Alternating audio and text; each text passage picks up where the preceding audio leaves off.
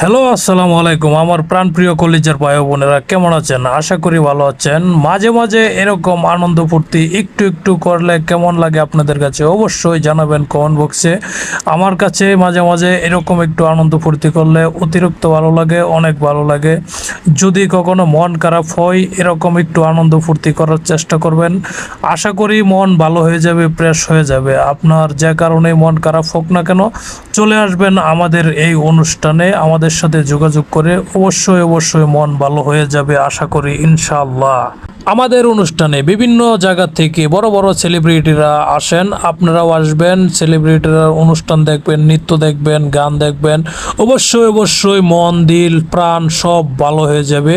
পেটটা ভরে খাইবেন, মনটা ভরে সুন্দর সুন্দর মিষ্টি মিষ্টি কমেন্টস করবেন।